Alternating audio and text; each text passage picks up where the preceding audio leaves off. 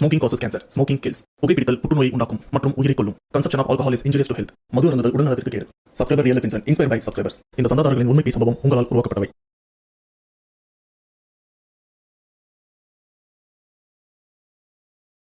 Hi வணக்கம், welcome to channel back to rewind. Subscriber real life இன்சிடென்ட்டில் இன்றைக்கி நாம் ரொம்பவே விசித்திரமான ஒரு உண்மை சம்பவத்தை பற்றி தான் பார்க்க போகிறோம். அண்டு நான் அடித்து சொல்லுவேன், இப்படிப்பட்ட விசித்திரமான உண்மை சம்பவத்தை இது வரைக்கும் நம்ம சேனலில் போஸ்ட் பண்ணதில்லை. கண்டிப்பாக இந்த ஒரு இன்சிடென்ட்டை நீங்கள் ஃபுல்லாக கேட்கும்போது இந்த வீடியோட எண்டில் கண்டிப்பாக இந்த ரெண்டு விஷயத்தை நீங்கள் யோசிப்பீங்க. அது என்னென்னா, இந்த ஒரு விஷயத்தை நம்பலாமா வேண்டாமா, இது ஒன்று. இன்னொன்று என்னன்னு பார்த்தீங்கன்னா, சரி இந்த ஒரு விஷயம் பொய்யாவே இருக்கட்டும், ஆனால் இந்த சம்பவத்தில் இது எப்படி நடந்தது அப்படின்னு நீங்களே அதிர்ச்சி ஆகிற அளவுக்கு ஒரு உண்மை பேய் சம்பவமும் நடந்திருக்கு. அதுவும் இந்த சம்பவத்தை பற்றி ஒன்லைன் ஸ்டோரி சொன்னா, இந்த இடத்துல ஒருத்தர் இவருக்கு பேய் படம்னா ரொம்பவே பிடிக்கும். ஸோ அதனால பேய் படத்தையும் பார்க்குறாரு. பட் அதன் மூலியமா இவரோட லைஃப்லயே உண்மை பேய் வந்து இவரை புரட்டி போடுது. இதனால இவர் என்னென்ன பிரச்சனைலாம் ஃபேஸ் பண்றாரு, இதுல இருந்து இவர் வெளியில வந்தாரா இல்லையா, இப்படிப்பட்ட ஒரு மனுஷன் இப்போ உயிரோட இருக்காரா இல்லையா அப்படின்னு தாறுமாறான ட்விஸ்ட் இருக்கிற ஒரு உண்மை சம்பவத்தை பற்றி தான் இப்போ நாம் பார்க்க போகிறோம். அதுக்கு முன்னாடி இந்த மாதிரி பேய் சம்பவம் உங்கள் லைஃப்பில் நடந்திருக்கா, அப்படி நடந்ததுன்னா அதை நீங்கள் என்கிட்ட ஷேர் பண்ணணும்னு நினச்சிங்கன்னா டிஸ்பிளேல தெரிகிற இந்த வாட்ஸ்அப் நம்பருக்கு உங்கள் லைஃப்பில் நடந்த அந்த பேய் சம்பவத்தை ஒரு வாய்ஸ் நோட்டாக எனக்கு நீங்கள் ஷேர் பண்ணுங்கள். அப்படி நீங்கள் ஷேர் பண்ணது உண்மை சம்பவம் உண்மையிலே தெரியலீங்க, அதை நான் கண்டிப்பாக நம்ம சேனலில் போஸ்ட் பண்ணுறேன். ஸோ அவரை பேச வீடியோவில் போகலாம். நீங்கள் நம்ம சேனலுக்கு புதுசுனா மறக்காம சேனல் சப்ஸ்கிரைப் பண்ணுங்கள், பெல் பட்டன் கிளிக் பண்ணுங்கள். இப்போ நம்ம வீடியோவில் போகலாம்.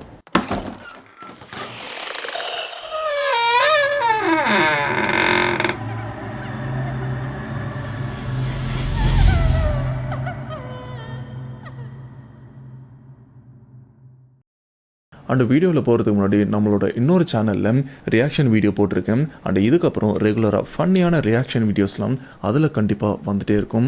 சேனலோட லிங்க் டிஸ்கிரிப்ஷன்லையும் கொடுத்துருக்கேன். மறக்காமல் சப்ஸ்கிரைப் பண்ணிவிட்டு வீடியோவையும் பார்த்து என்ஜாய் பண்ணுங்கள். ஏன்னா எவ்வளோ நாள் தான் பேய் வீடியோ பார்ப்பீங்க, கொஞ்சம் ஃபன்னியான வீடியோ பாருங்கள்.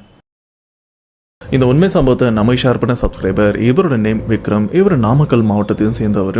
அண்ட் இந்த திகில் பேய் சம்பவம் விக்ரம் இவருக்கு தான் இவரோட லைஃப்லயும் நடந்திருக்கு. அந்த சம்பவம் சரியா 2015-16 இந்த சமயத்துல தான் விக்ரம் இவரோட வாழ்க்கையில நடந்து இவரோட வாழ்க்கையை புரட்டி போட்டிருக்கு. அந்த 2015 அந்த சமயம் விக்ரம் இவரும் காலேஜ் படிச்சுட்டு இருக்காரு. அண்ட் விக்ரம் இவருக்கு இந்த பேய் பிசாசு விஷயத்துல ஆர்வம் ரொம்பவே அதிகம். அதுக்குன்னு பேயை பார்க்கணும் அப்படின்னு எந்த விதமான முயற்சியும் எடுக்கணும்னு கூட இவரும் யோசிச்சதில்லை. இவர் பொறுத்த வரைக்கும், எப்பா எதனா பேய் கதை இருந்தால் எனக்கு சொல்லு, பேய் படம் இருந்தால் எனக்கு சொல்லு, பேய் படம் ஏதாச்சும் இருந்ததுன்னா அதை சஜஸ்ட் பண்ணு, நான் அது என்னன்னு பார்க்குறேன் அப்படின்னு இவர் அந்த பேய் படங்கள் பேய் கதைகள் கேட்குற அந்த ஒரு விஷயத்துல தான் ரொம்பவே ஆர்வத்தோடு இருந்திருக்காரு. இப்படி அந்த 2015 அதுல இருந்து கொஞ்சம் முன்னாடியா எக்ஸாக்டா தெரியல, அந்த சமயத்துல தான் காஞ்சனா படமும் ரிலீஸ் ஆயிருந்தது. அண்ட் 2015 அப்படின்னும் போது ஆபியஸா தியேட்டருக்கு போய் தான் படம் பார்க்கணும் அப்படின்ற ஒரு ஆப்ஷன் இருந்தது.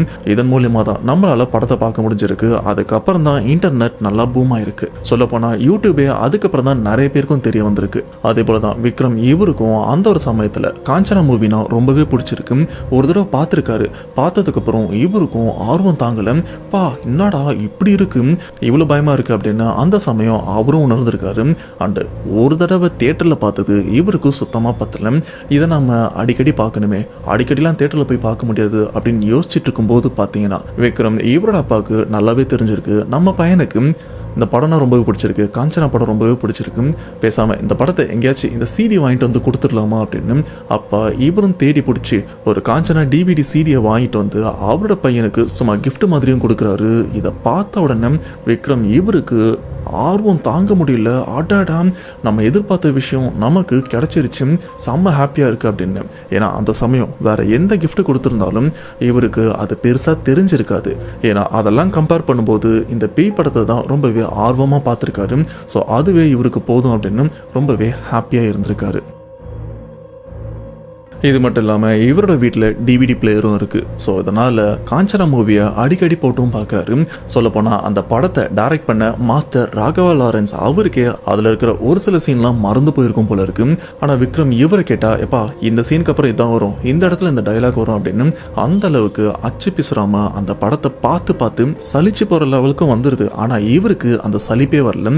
ஓப்பனாக சொல்லப்போனால் நான் காஞ்சனா படம் என் வாழ்க்கையில் ரிலீஸ் ஆனதுலேருந்து இப்போ வரைக்கும் பார்த்தீங்கன்னா ஒரு 3 தடவை இல்லை இல்லைன்னா மேக்ஸிமம் ஒரு 4 தடவை பார்த்துருப்பேன். பட் விக்ரம் இவர் எத்தனை தடவை பார்த்துருக்காருன்னு பார்த்தீங்கன்னா அந்த சமயத்தில், அதாவது அந்த சிடியை வாங்கி கொடுத்தாங்களே, அந்த சிடி தேயிற அளவுக்கு கிட்டத்தட்ட 40 தடவை அவரும் பார்த்ததா சொல்லியிருக்காரு.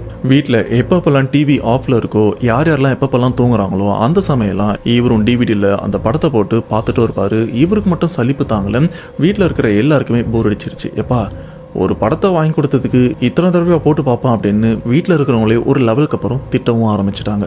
இப்படி இந்த படம் பார்த்து 4 மாசமும் போகுது. அந்த 2015 அந்த வருஷத்துல ஆயுத பூஜை பண்டிகையும் வருது. பொதுவாக ஆயுத பூஜைனா வீட்டில் செலிப்ரேட் பண்ணுவாங்க, அண்டு வெளியில கடை வச்சிருந்தாங்கன்னா அந்த இடத்துல செலிப்ரேட் பண்ணுவாங்க.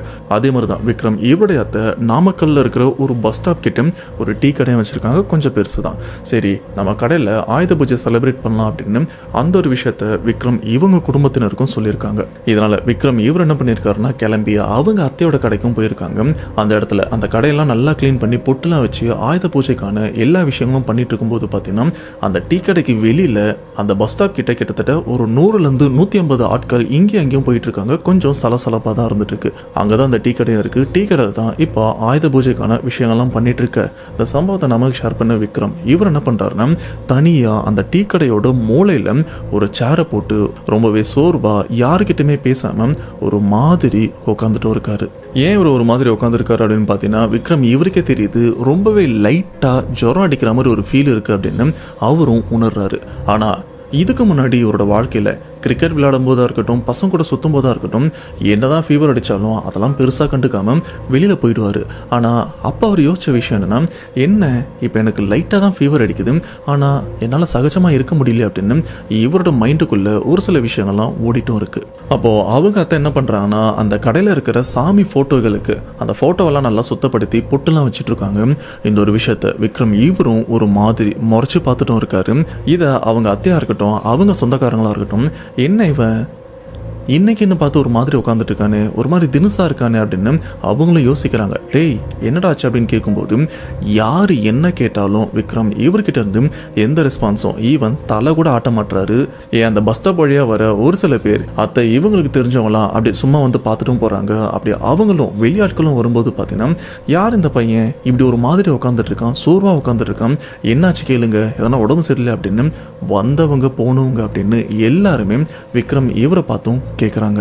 அப்போ அத்தை இவங்களும் கேட்குறாங்க, என்ன இவன் ரொம்ப நேரமாக அமைதியாக இருக்கான் அப்படின்னு. அத்தை இவங்களும் கிட்ட வந்து விக்ரம் இவரை தொட்டு பார்க்குறாங்க. டேய் உடம்பு சரியில்லையாடா, இதை சொன்னா என்ன அப்படின்னு அவங்களும் லைட்டாக திட்ட. உடனே விக்ரம் அவரோட மாமாவும் வராங்க.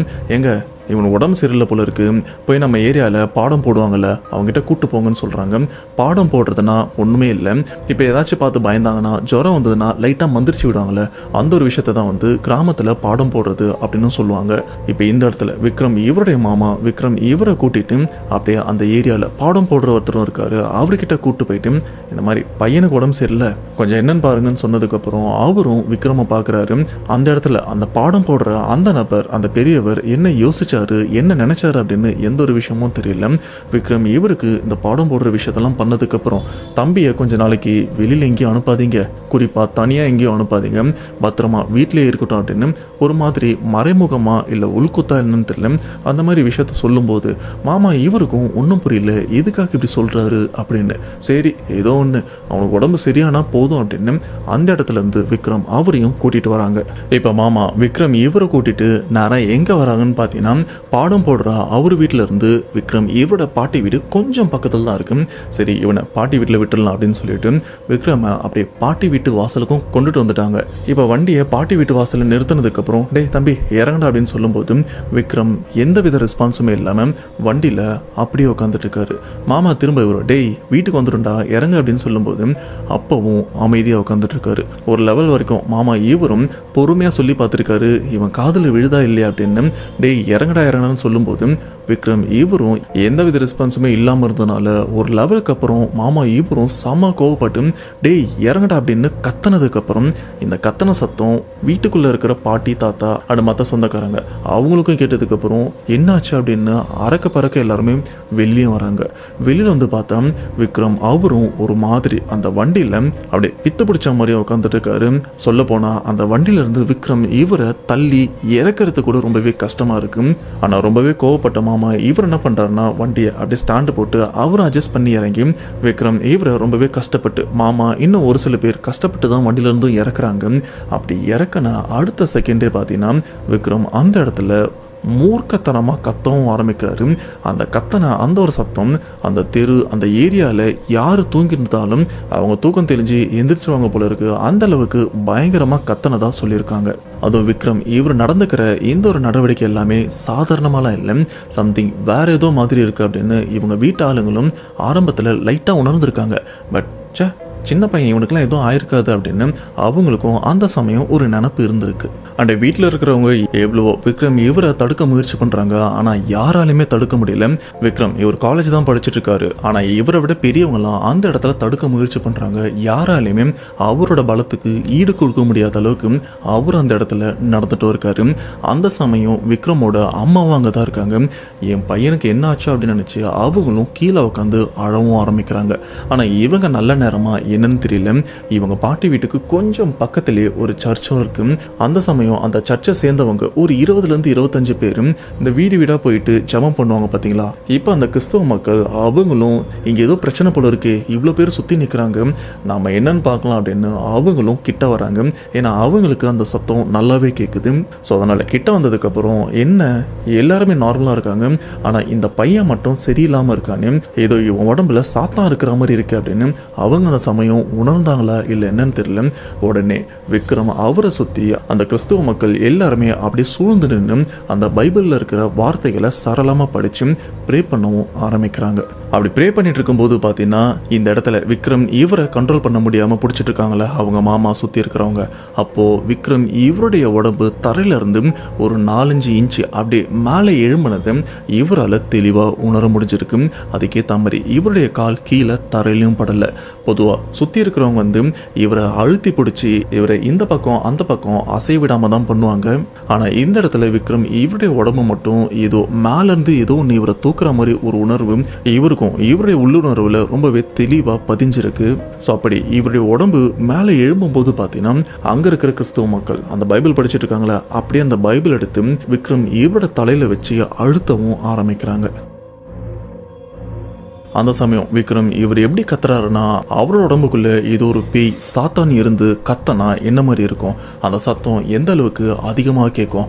அப்படிதான் விக்ரம் இவரும் கத்த சுத்தி இருக்கிற மக்கள் எல்லாருமே இவங்களை சூழ்ந்து நிற்க ஆரம்பிச்சிட்டாங்க. சொல்ல போனா அந்த சம்பவத்தப்ப கிட்டத்தட்ட ஒரு 100 பேருக்கிட்ட இவங்களை சுத்தி நின்று வேடிக்கையும் பார்த்துட்டு இருக்காங்க. சொல்ல போனா இந்த சமயத்துல பாத்தீங்கன்னா விக்ரம் இவரை ஒருத்தர் 2 பேர் இல்ல 3 பேருன்னு பிடிக்கல, கிட்டத்தட்ட 10 பேரு இவரை பிடிச்சிட்டு இருக்காங்க. அப்படி அந்த இருக்கிற அந்த 10 பேரும் சாதாரணமாலாம் இல்லை, எல்லாருமே நல்லா வளர்ந்தவங்க. சொல்ல போனா விக்ரம் இவருடைய மாமா இருக்காங்களே அவருடைய வயசுல இருக்கிற அந்த 10 பேர் தான் விக்ரம் இவரை போட்டு அழுத்தி பிடிச்சிட்டு இருக்காங்க. ஆனா அவங்க யாராலையுமே விக்ரம் இவருடைய பலத்துக்கு ஈடு கொடுக்க முடியாம கொஞ்சம் திணறி போனதாகவும் சொல்லப்படுது. இப்படி பைபிளை தலையில வச்சு அழுத்தும் போது பாத்தீங்கன்னா விக்ரம் இவரு கொஞ்சம் அடங்கின மாதிரியும் தெரியுது. அந்த சமயம் விக்ரம் இவங்க பாட்டி வீட்டுக்கு அப்படியே பக்கத்துல ஒரு பட்டறையும் இருக்கு. அந்த பட்டறையில இவங்களுக்கு தெரிஞ்ச ஒரு அண்ணாவும் இருக்காரு.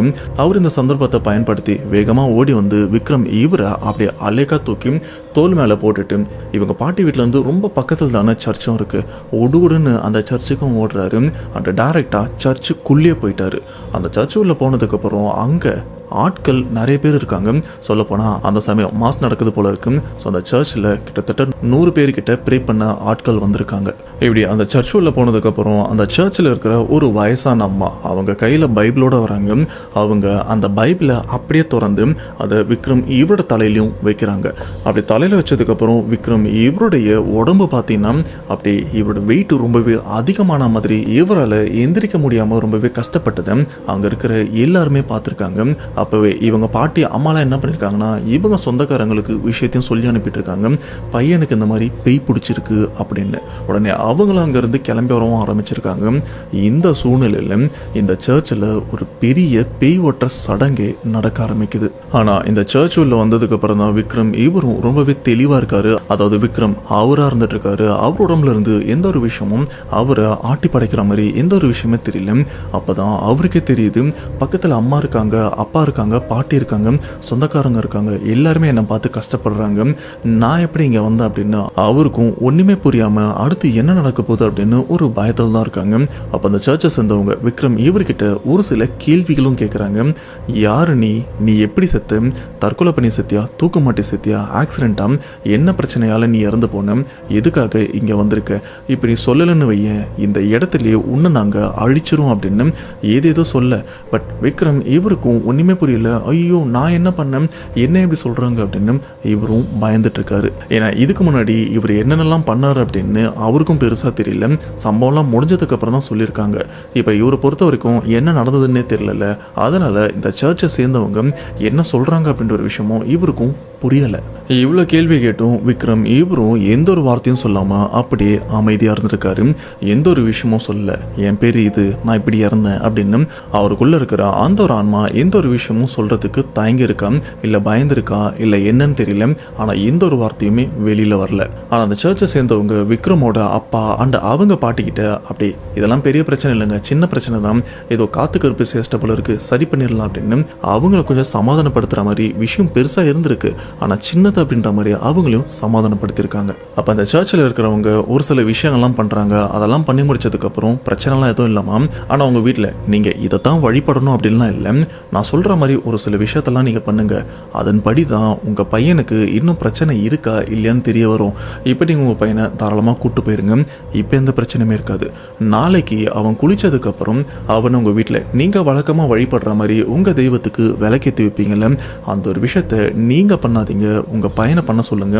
அப்படி அவன் எந்த ஒரு விஷயமும் எந்த தடங்களும் இல்லாம அவன் நார்மலா ஏத்தி வச்சுட்டானா அவனுக்கு எந்த பிரச்சனையுமே இல்லை. ஆனா அதுல ஏதாச்சும் பிரச்சனை வந்ததுன்னா கண்டிப்பா உன் பையனுக்கும் பிரச்சனை இருக்கு, இது அவ்வளோ ஈஸியா அவனை விட்டு போகாது அப்படின்னு இதுல இருந்தே தெரிஞ்சிடும். ஸோ நான் சொன்ன இந்த ஒரு விஷயத்த நீங்க நாளைக்கு முயற்சி பண்ணி பாருங்க அப்படின்னு சொன்னதுக்கு அப்புறம் இப்ப எல்லாருமே அந்த சர்ச்சை விட்டு வீட்டுக்கும் கிளம்பிடுறாங்க. இப்படியே அடுத்த நாளும் வருது. அடுத்த நாள் வந்ததுக்கு அப்புறம் வழக்கம் போல விக்ரம் இவரும் குளிச்சுறாரு. இப்போ வரைக்கும் அவருக்கு எந்த பிரச்சனையுமே இல்லை.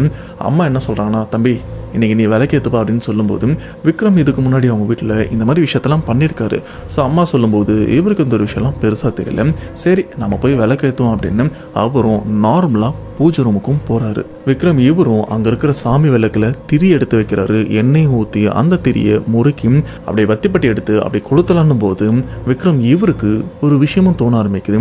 என்ன யாரும் நம்மளை ஒளிஞ்சு பார்க்குற மாதிரி இருக்கு அப்படின்னு இவரும் யோசிக்கிறாரு. அப்போ இவங்க பூஜை ரூம்ல நிறைய சாமி படங்கள்லாம் இருந்துட்டு இருக்குல்ல, அதுல எல்லாமே இந்த கண்ணாடி இருக்கும், கண்ணாடியால வந்து கவர் பண்ணி தான் இருக்கும். அந்த கண்ணாடியோட ரிஃப்ளெக்ஷன்ல பாத்தீங்கன்னா இவங்க வீட்டுக்குள்ள ஒரு ரூம் கிட்ட இருந்து ஒரு 2-3 பேர் எட்டி இவரையும் பார்த்துட்டு இருக்காங்க. அதாவது ஒளிஞ்சிருந்து இவர் என்ன பண்றாரு அப்படின்ற மாதிரி பார்த்துட்டு இருக்காங்க. யார் இது பார்க்குறா அப்படின்னு இவரும் கேஷுவலாக திரும்பி பார்த்துருக்காரு. திரும்பி பார்த்தா விக்ரமோட அம்மா, அப்பா, அத்தை இவங்க 3 பேருமே ஒளிஞ்சிருந்து விக்ரம் பண்ணுற விஷயத்த பார்த்துட்டும் இருக்காங்க. அவங்களுக்கும் ஒன்றும் புரியல, என்ன இது நம்ம வீட்டில் இருந்து ஒளிஞ்சிருந்து பார்க்குறாங்களே அப்படின்னு இவரும் ஆரம்பத்தில் கொஞ்சம் காமெடியாக தான் எடுத்துக்கிட்டாரு. சரி நம்ம வேலையை பார்க்கலாம் அப்படின்னு சொல்லிட்டு இவரும் அப்படியே அந்த வத்தி குச்சியை அப்படியே பற்ற வச்சு திரிக்கிட்ட அந்த நெருப்பை எடுத்துகிட்டு போகும்போது பார்த்தீங்கன்னா ஏதோ ஒரு குரல், இந்த விஷயத்தை நீ பண்ணாத, விளக்கேத்தாத அப்படின்னு ஏதோ ஒரு குரல் இவருக்கும் கேட்குது. சொல்லப்போனால் அந்த கை ஒரு லெவலுக்கு அப்புறம் இவரால் நகர்த்தவும் முடியல. யாரோ இந்த கையை பிடிச்சிட்டு இருக்கிற மாதிரி ஒரு உணர்வை இவரும் உணர்றாரு. இப்போ விக்ரம் இவர் தெளிவாக தான் இருக்காரு. ஆனால் ஏதோ ஒன்று மறைமுகமாக இவர் பண்ணுற இந்த ஒரு விஷயத்தை தடுக்கவும் முயற்சி பண்ணிட்டு இருக்கு. இவரும் அந்த விளக்கு ஏற்றுறதுக்கு எவ்வளவோ முயற்சி பண்ணுறாரு. ஆனால் இவரால் சுத்தமாக முடியல. ஒரு லெவலுக்கு அப்புறம் அதை எல்லாத்தையுமே போட்டுட்டு கொஞ்சம் ரிலாக்ஸாக இருக்காரு. மனசில் கடவுளை நினச்சிட்டு திரும்பவும் அந்த வத்தி குச்சியை பற்ற வச்சு விளக்கு ஏற்றுறாரு. இப்போ இவரால் ஏற்ற முடியுது. இந்த ஒரு விஷயத்த வீட்டில் இருக்கிறவங்க பார்க்குறாங்க. என்ன இவன் ஸ்டார்டிங்கில் ரொம்பவே கஷ்டப்பட்டான், அதுக்கப்புறம் ஏதோ பண்ணான், இப்போ ஏற்றிட்டானே, ஒருவேளை பிரச்சனை இருக்கா இல்லையா அப்படின்னு அவங்களுக்கும் ஒரு சந்தேகம் இருந்துட்டு தான் இருக்குது. அதுக்கேற்ற மாதிரி பார்த்தீங்கன்னா அந்த சர்ச்சை சேர்ந்தவங்க விக்ரம் இவங்க வீட்டுக்கு வராங்க. வீட்டுக்கு வந்து ஒரு சில விஷயங்களும் சொல்றாங்க. அடுத்த 2-3 நாளைக்கு உங்க பையனை வெளியில எங்கேயுமே அனுப்பாதீங்க, அவனை பத்திரமா வீட்லயே வச்சிருங்க, ஏன்னா பிரச்சனை இன்னும் முடியல அப்படின்ற மாதிரி தான் அவங்களும் சொல்லியிருக்காங்க. அதுக்கேற்ற மாதிரி விக்ரம் இவரும் அடுத்த 2-3 நாளைக்கு சூரிய வெளிச்சத்தை கூட பார்க்காம வீட்டுக்குள்ளதான் இருந்திருக்காரு. வெளியில் எங்கேயும் போகாமல் விக்ரம் வீட்டில் தானே இருக்காரு. அப்படி வீட்டில் இருந்துட்டு இருக்கும்போது அன்னைக்கு விக்ரமோட அம்மா அவங்களோட பெரியம்மா இவங்களாம் வீட்டில் தான் இருக்காங்க. அந்த பெரியம்மா இவங்களும் குளிச்சுட்டு அவங்க வேலையை பார்த்துட்டு இருக்காங்க. அந்த வீட்டோட முன்கதவு திறந்துருக்கு, ஈவன் அந்த வீட்டோட பின்கதவும் திறந்தும் இருக்கு. அப்போ அவங்க பெரியம்மா ரெண்டுத்தையும் பார்க்குறாங்க. என்ன இது 2 கதவுமே திறந்துருக்கு அப்படின்னு. டேய் நீ கதவு எதனா திறந்தே அப்படின்னு பெரியம்மா இப்போ விக்ரம் இவரை பார்த்து கேட்குறாங்க. அப்போ விக்ரம் இவரும் அந்த பின்கதவை அப்படியே திறந்திருக்கா அப்படின்னு பார்த்துட்டு ஒரு மாதிரி சைக்கோத்தனமா இல்லை ஒரு பேய் உங்களை அப்படியே சைட்லேருந்து திரும்பி பார்த்தா எப்படி இருக்கும் இந்த மாதிரி ஒரு பார்வையில தான் விக்ரம் அப்படியே சைட்லேருந்து அவங்க பெரியம்மாவை பார்த்துருக்காரு. பார்த்து ஒரு மாதிரி சிரிச்சிருக்காரு. இந்த சிரிப்பு அந்த பார்வையை பார்த்து அவங்க பெரியம்மா ஸ்டில் இப்போ வரைக்கும் இந்த சம்பவத்தை பற்றி நம்ம பேசுகிறோம்ல, இப்போ வரைக்கும் அவங்க பெரியம்மா அந்த ஒரு விஷயத்த நினைச்சாலே அவங்களுக்கு கண்டிப்பாக பயம் வரும் அப்படின்னு விக்ரம் இவரை அடிக்கடி திட்டிருக்கிறதாவும் சொல்லப்படுது. அப்படிப்பட்ட ஒரு பார்வை ஒரு கொலைவெறி பார்வையா இல்லை ஒரு பேய் பார்வையா என்னன்னு தெரியல. அந்த மாதிரி அவங்க பெரியம்மாவை பார்த்துட்டு எந்தவித அறிகுறியுமே இல்லாமல் இந்த இடத்த விட்டு எந்திரிச்சு வீட்டோட பின்பக்கம் கதவு திறந்துருக்குல்ல அந்த பின்பக்கம் வழியா ரொம்பவே வேகமாகவும் ஓடுறாரு. டே எங்கடா ஓடுற அப்படின்னு பெரியம்மாவும் பின்னாடியே ஓடுறாங்க. அண்டு விக்ரம் ரொம்பவே வேகமாக ஓட்டுறாரு. அப்படி விக்ரம் ஓடும்போது அவங்க பெரியம்மா அந்த தெருவில் வந்து கத்திட்டே போறாங்க. யாராச்சும் அவனை பிடிங்கல அப்படின்னு சத்தமாக கத்திட்டே ஓடுறாங்க. ஆனால் இப்படி விக்ரம் ஓடுற இந்த ஒரு விஷயத்த விக்ரம் இவங்க வீட்டுக்கு மேலே வாடகை வீட்டில் ஒரு அண்ணாவும் இருக்காரு, அவரும் பார்த்துருக்காரு. அவரு நல்லா வேகமாக ஓடுவார் போல இருக்கு. அவர் ரொம்ப வேகமாக கீழே இறங்கி விக்ரம் இவரும் துரத்திட்டு ஓடுறாரு. பெரியம்மா இவங்களும் முடிஞ்ச வரைக்கும் வேகத்தில் அவங்களும் ஓடுறாங்களே. அப்படி பெரியம்மா இவங்க அக்கம் பக்கத்தில் ஆளுங்கிட்ட அவனை பிடிங்கலான்னு கத்திட்டே ஓடும்போது பார்த்தீங்கன்னா திடீர்னு ஓடிட்டு இருந்த பெரியம்மா இவங்களுடைய காலை பிடிச்சி யாரோ வாரி விட்டா எப்படி இருக்கும், அதுவும் வேகமாக ஓடும்போது வாரி விட்டா எந்த அளவுக்கு கீழே விழுந்து அடிப்படும். அதே மாதிரி தான் இவங்களும் கீழே விழுந்து இவங்க உதடெல்லாம் கிழிஞ்சிருக்கு, கை கால் தலை அப்படின்னு அடிப்படாத இடமே இல்லை, பயங்கரமாக அடிபட்டிருக்கு. அப்படி பெரியம்மா இவங்களுக்கு நல்லாவே தெரியும் நான் கல் தடிக்கையோ இல்லை கால் தடிக்கையோ ஸ்லிப்பாயோ கீழே விழல, என் காலை பிடிச்சி யாரோ வாரி விட்டாங்க, அதனால தான் நான் கீழே விழுந்தேன் அப்படின்னு அவங்களும் தெளிவாக சொல்லியிருக்காங்க. ஆனால் மேல் வீட்டில் இருக்கிற அந்த அண்ணன் வேகமாக ஓடினார்ல, அவரு எப்படியோ விக்ரம் கொஞ்சம் தூரம் போனதுக்கப்புறம் அவரை பிடிச்சி அப்படியே அலேக்கா தூக்கி இழுத்துட்டும் வராரு. ஆனால் விக்ரம் இந்த இடத்துல ஒரு மாதிரி முரண்டு பிடிச்சிட்டு உரும்பிட்டு என்ன விடு அப்படின்ற மாதிரி ஒரு மாதிரி ரியாக்ட் பண்ணதை அந்த அண்ணனும் சொல்லியிருக்காரு. கடைசியாக அந்த அண்ணன் விக்ரம் இவரை தூக்கிட்டு வந்து இவங்க வீட்லேயும் விட்டுறாரு. விட்டதுக்கப்புறம் விக்ரம் இவரை வீட்டுக்குள்ளேயே வச்சுக்கிறாங்க. கொஞ்சம் நார்மலாகவும் இருக்காரு. ஸோ இந்த கேப்பில் பார்த்தீங்கன்னா விக்ரம் இவங்களுடைய பெரியம்மா கீழே விழுந்து அடிப்பட்டாங்களே, அவங்கள ஹாஸ்பிட்டலில் கூட்டு போயிட்டு அவங்களுக்கும் ட்ரீட்மெண்ட் பண்ணுறாங்க.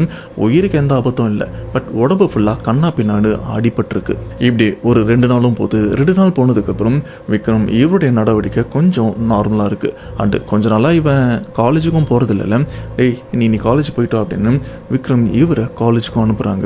இவரும் காலேஜுக்கு நார்மலாக தான் போகிறாரு, எந்த பிரச்சனையுமே இல்லை.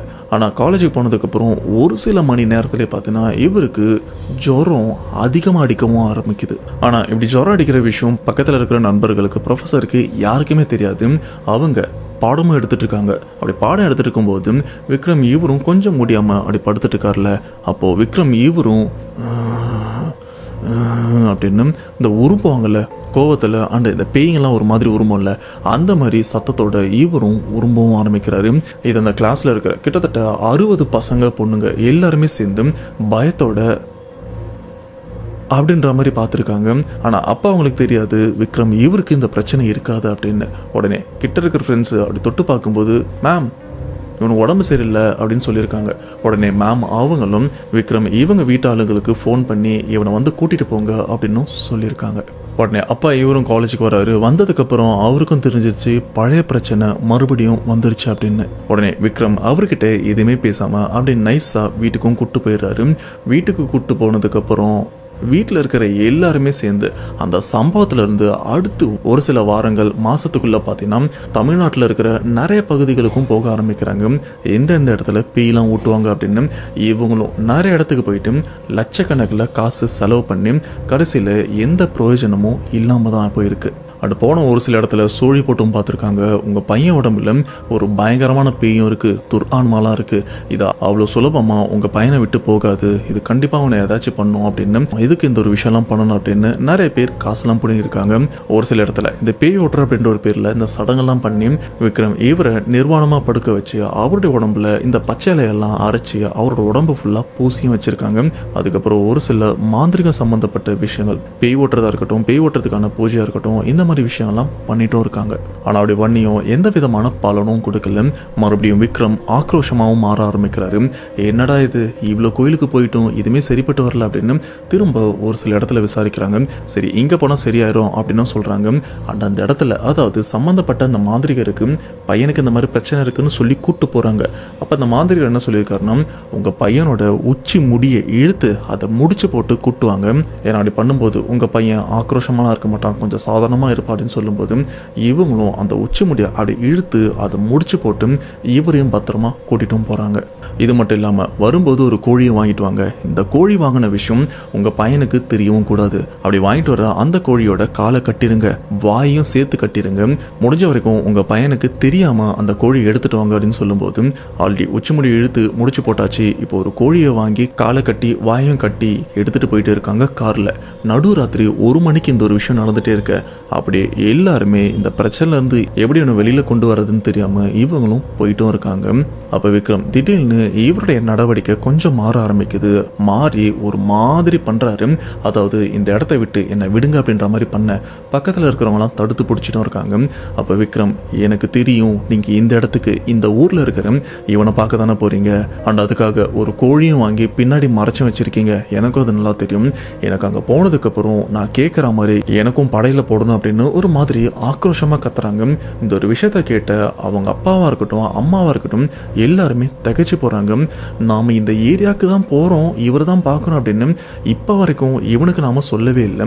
வண்டியில கோழி வாங்கின விஷயம் கூட எங்களுக்கு மட்டும் தான் தெரியும், வேற யாருக்குமே தெரியாது, இவனுக்கு எப்படி தெரிஞ்சது அப்படின்னு அப்படியே அதிர்ச்சி ஆகுறாங்க.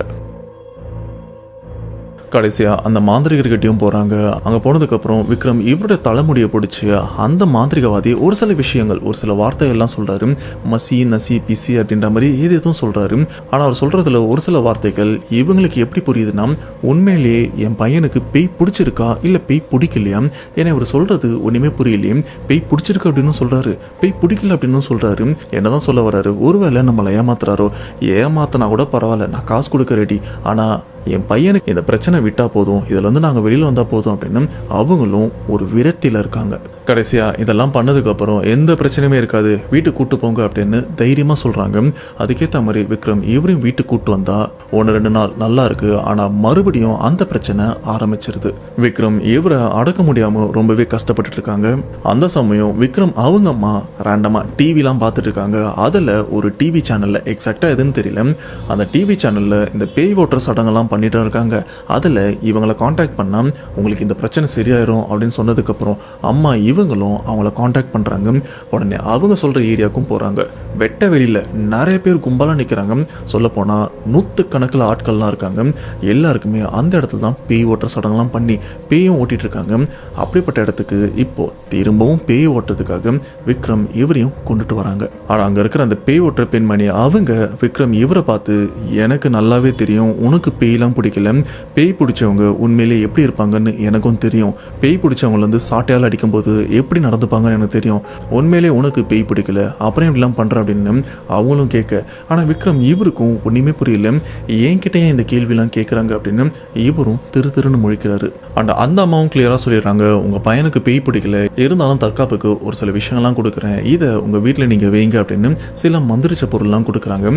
இப்போ விக்ரம் அவங்க அம்மாவுக்கு ஒண்ணுமே புரியல, இது என் பையனுக்கு பேய் பிடிக்கலையா, என்ன இவங்க வளர்றாங்க, உண்மையிலே இவங்க ஒரிஜினல் தானா இல்ல இவங்களும் டுபாக்கூரா அப்படின்னு அவங்களும் இந்த ஒரு விஷயத்த நம்பலாமா வேணாமா அப்படின்னு சொல்லிட்டு திரும்ப அந்த இடத்துல ஏதோ காசை கொடுத்துட்டு வீட்டுக்கு வந்துடுறாங்க. வீட்டுக்கு வந்ததுக்கு அப்புறம் கூட விக்ரம் இவரும் அந்த பேய் பிடிச்ச மாதிரி தான் இருந்துட்டு இருக்காரு. அந்த சமயம் விக்ரம் இவர் அப்பாவுடைய நண்பர்கள் ஒரு சில பேர் வீட்டுக்கும் வராங்க. அப்படி வீட்டுக்கு வந்த அந்த நண்பர்கள் கிட்ட விக்ரம் இவரும் ரொம்பவே மூர்க்கத்தனமா நடந்துக்கிறாரு. இதை பார்த்த அந்த நண்பர்கள் என்ன சொல்றாங்கன்னா, டேய் நீ இத்தனை இடத்துக்கு உன் பையனை பேய் ஓட்டுறதுக்காக கூட்டு போயிருக்க, ஆனால் ஒரு தடவை நான் சொல்கிற இடத்துக்கு நீ கூட்டு போ, கண்டிப்பாக உனக்கு ஒரு சொல்யூஷன் கிடைக்கும். நான் சொல்கிற இடம் மதுரையில் தான் இருக்குது, அதுவும் அட்ரஸ் என்கிட்ட இருக்குது, இந்த விலாசம் கரெக்டாக இந்த அட்ரஸுக்கு போ, பிரச்சனை சரியாகும்னு சொன்னதுக்கப்புறம் வீட்டில் இருக்கிறவங்க கொஞ்சம் கூட தயங்காமல் மதுரையில் இருக்கிற அந்த பர்டிகுலர் இடத்துக்கும் போகிறாங்க. போய் பார்த்தா அது ஒரு மனோதத்துவ நிபுணர், அதாவது சைக்காட்ரிஸ்ட். என்னடா கடைசியிலே என் பையனை பைத்தியனே முடிவு பண்ணிட்டீங்களா அப்படின்னு அப்பா இவரும் கொஞ்சம் யோசிச்சிருக்காரு. சரி, நாம் எல்லாத்தையுமே முயற்சி பண்ணியாச்சு, இதை மட்டும் இன்னும் ட்ரை பண்ணி பார்க்கல, உள்ளே போய் பார்க்கலாம் அப்படின்னு சொல்லிட்டு இவங்களும் குடும்பத்தோடு போகிறாங்க. ஆனால் அந்த டாக்டர் கிட்ட கடந்த 4 மாதமாக நடந்த எல்லா விஷயத்தையுமே சொல்கிறாங்க. சொல்லும்போது அந்த டாக்டரும், தம்பி என்ன பிரச்சனை, என்னாச்சு உனக்கு அப்படின்னு அவரும் கேட்க, அந்த விக்ரம் இவரும், ஆமாங்க நான் இந்த மாதிரி பண்ணேன், ஆனால் இதுக்கப்புறம் பண்ண மாட்டேன் அப்படின்னு அவரும் சொல்ல, இல்லைப்பா உனக்கு ஏதோ பிரச்சனை இருக்குது, அதை நான் சரி பண்ணுறேன், நீ கண்ணை மூடி உன்னுடைய மனசை ஒருநிலைப்படுத்தி மற்றதை நான் பார்த்துக்கிறேன்னு சொன்னதுக்கப்புறம் விக்ரம் இவருக்கும் ஆரம்பத்தில் கொஞ்சம் கஷ்டமாக இருந்திருக்கு. ஆனால் அந்த மனோதத்துவ நிபுணர் அவரும் இந்த மாதிரி பண்ணு, இப்படி கான்சன்ட்ரேட் பண்ணு அப்படின்னு கொஞ்சம் வழி நடத்தினால விக்ரம் இவருக்கும் கொஞ்சம் சுலபமாக இருந்திருக்கு. அதுக்கப்புறம் அந்த டாக்டர் அவரும் ஒரு சில கேள்விகள்லாம் கேட்டிருக்காரு. இதெல்லாம் கேட்டதுக்கப்புறம் விக்ரம் இவருக்கு ட்ரிகர் ஆச்சா இல்லை என்னன்னு தெரியல, அந்த இடத்துல மூர்க்கத்தனமாக அப்படியே எல்லாத்தையும் அடித்து உடைக்கிறதா இருக்கட்டும், ஆக்ரோஷமாக நடந்துக்க ஆரம்பிக்கிறாரு. மறுபடியும் அவரை கண்ட்ரோல் பண்ணுறது கஷ்டமாக தான் இருக்குது. இதிலிருந்து அடுத்த 3 நாளைக்கு அந்த ஹாஸ்பிட்டல் வச்சு தான் விக்ரம் இவருக்கும் ட்ரீட்மெண்ட் பண்ணுறாங்க. அந்த 3வது நாள் அன்னைக்கு விக்ரம் இவருக்கும் ஒரு சில மாத்திரைகள்லாம் கொடுக்குறாங்க. இதெல்லாம் சாப்பிட்டு விக்ரம் இவரும் தூங்குறாரு. தூங்கிட்டு அப்படி கண்ணை திறந்து பார்த்தா விக்ரம் இவரோட வீட்டில் இருக்காரு. நான் எப்போ என் வீட்டுக்கு வந்தேன் அப்படின்னு கேட்கும்போது விக்ரம் அவங்க அப்பாவும் வராரு. தம்பி அதெல்லாம் ஒன்றும் இல்லை, நீ இப்போ கொஞ்சம் ரிலாக்ஸ் பண்ணணும். இப்போ நீ என்ன பண்ணுறன்னா, இங்கேருந்து உங்கள் அத்தை வீட்டுக்கு போயிட்டு ஒரு 10 நாள் இருந்துட்டு வா, எதுவுமே பேசாத. அண்டு அத்தை வீட்லேயும் நான் விஷயத்த சொல்லிட்டேன், அங்கே யாருக்கிட்டுமே எதுவும் பேசாத, உன்னை யாரும் எந்த கேள்வியும் கேட்க மாட்டாங்க, ஒரு 10 நாள் நீ ரிலாக்ஸாக இருந்துட்டோம் அப்படின்னு அங்கேருந்து அவங்க அத்தை வீட்டுக்கும் அனுப்புகிறாங்க. பட் அத்தை வீட்டுக்கு போன கொஞ்ச நாள் நார்மலாக தான் இருக்காரு. திடீர்னு ஒரு நாள் மறுபடியும் ஒரு மாதிரி மூர்க்கத்தனமாகவும் மாற ஆரம்பிக்கிறாரு. பயங்கரமாக கத்தும்போது இந்த ஒரு விஷயத்தை கேட்ட அப்பா இவரும் கிளம்பி உடனே வந்துடுறாரு. வந்து விக்ரம் இவரை, டேய் என்னடா லூசு மாதிரி பண்ணிட்டு இருக்க, எத்தனை நாள் ஒழுங்காக தான்டா இருந்த, ஏன் இப்படி பண்ணிட்டு இருக்க அப்படின்னு அப்பா இவரும் திட்டினதுக்கப்புறம் விக்ரம் நார்மலாகிடுறாரு. அதுக்கப்புறம் தான் அப்பா ஒரு சில விஷயம்லாம் சொல்கிறாரு. அப்போ தான் விக்ரம் இவருக்கே தெரியுது, அந்த மனோதத்துவ நிபுணர் அந்த இடத்துல 3 நாள் இருந்தார்ல அந்த ஹாஸ்பிட்டலில், அப்போ விக்ரம் இவருக்கு நடந்தது என்னன்னா, விக்ரம் இவரை ஹிப்னடைஸ் பண்ணி என்னென்ன விஷயம்லாம் இருக்குது அப்படின்னு அந்த டாக்டரும் தெரிஞ்சுக்கிட்டாங்க. அதன் மூலியமாக விக்ரம் இவருக்கு பேயெல்லாம் பிடிக்கல, இவர் மன ரீதியாக பாதிக்கப்பட்டிருக்காரு. அதாவது காஞ்சனா படத்தை ஒரு தடவை 2 தடவை இல்லை, நான் அவங்ககிட்ட சொன்னது வெறும் 40 தடவை தான் பார்த்துருக்காரு அப்படின்னு. சொல்லப்போனால் 50 தடவை இவர் அந்த படத்தை பார்த்துருக்காரு. அடுத்த 3 மாதத்துக்குள்ள, அதாவது அந்த சிடி வாங்கின 3 மாதத்துக்குள்ள, ஏன் அந்த சிடி ஸ்டக் ஆனாலும் பரவாயில்ல அப்படின்னு இவரும் அந்த படத்தை பார்த்துருக்காரு. அப்படி அந்த படத்தை திரும்ப திரும்ப பார்த்து அதில் வர கேரக்டர்கள்லாம் அப்சர்வ் பண்ணவும் ஆரம்பிச்சிருக்காரு. அப்படிதான் அதில் வர அந்த காஞ்சனா கேரக்டர், நான் தான் காஞ்சனா அப்படின்னு இவரும் அந்த கேரக்டரை மட்டும் பயங்கரமாக உள்வாங்கியிருக்காரு. சொல்லப்போனால் சந்திரமுகி படத்தில் நம்ம ஜோதிகா சந்திரமுகியா வந்தா, சந்திரமுகியா நின்னா, சந்திரமுகியா மாறினா அப்படின்னு சொல்லுவாங்கல்ல, சேம் அந்த ஒரு விஷயம்தான் இந்த இடத்துலையும் நடந்திருக்கு. இது எல்லாத்தையுமே விக்ரம் இவரை ஹிப்னடைஸ் பண்ணதுக்கப்புறம் அவரே சொல்லியிருக்காரு, ஆமாம் நான் இந்த மாதிரி விஷயம்லாம் பண்ணேன், நான் இத்தனை தடவை இந்த படத்தை பார்த்தேன், அந்த படம் பார்த்ததுக்கப்புறம் எனக்கு அந்த காஞ்சனா கேரக்டரும் பிடிச்சது, அதன் மாதிரியே ஒரு சில விஷயங்கள்லாம் நானும் பண்ணேன், அதுக்கப்புறம் எனக்கு என்ன நடந்ததுன்னு தெரியல அப்படின்னு சொல்லும்போது தான் டாக்டர் இவருக்கும் புரிஞ்சிருச்சு, விக்ரம் இவரும் அந்த கேரக்டரா காஞ்சனாவாக மாறினதுனால எப்போ இவர் காஞ்சனாவாக மாறுறாரு, எப்போ விக்ரமாக மாறுறாரு, சொல்லப்போனால் ஸ்பிளிட் பர்சனாலிட்டி அப்படின்னு கூட சொல்லலாம். ஸோ எந்த சமயத்தில் எந்த கேரக்டர் வருது அப்படின்னு கூட இவருக்கும் தெரியாமல் இருந்திருக்காரு.